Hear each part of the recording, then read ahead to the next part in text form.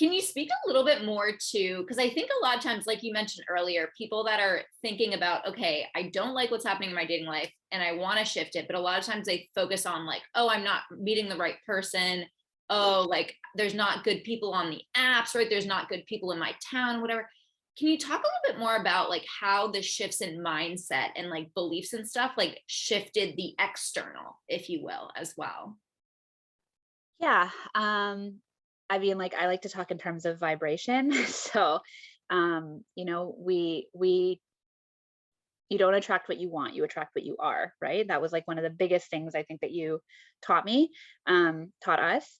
And so literally the name of the accelerator is be the one, right? So you taught me to be the one, be the person that I want to bring into my life. And once that shifted internally, it was like I didn't even need to do anything. I didn't need to look outside of myself. I didn't need to even like try to um you know meet meet anyone that was, what I wanted. It was they just came into my life. That was what I attracted because I was reflecting that back out.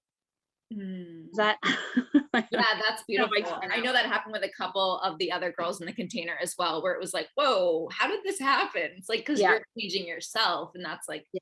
physically changing your reality as well. Everything starts inside yourself first, right? So, Yeah. and it took me a really long time to get that. Like it's not a concept that was, I'd never heard of before, but it took me a long time to like really get it and apply it.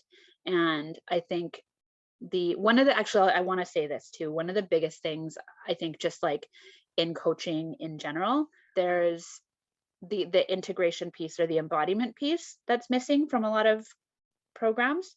Um, Not just dating, like I'm talking about like anything you're learning, right? And I think if you're not given the tools to go and like embody or integrate after you've done, the theory portion of it, that it's not going to make as big a difference, right? So like every week you gave us an integration to do that we had to do every day for the week. And I didn't one of the biggest things too was not just like, okay, we integrated this last week and now I'm going to let go of that and I'm going to do this new integration.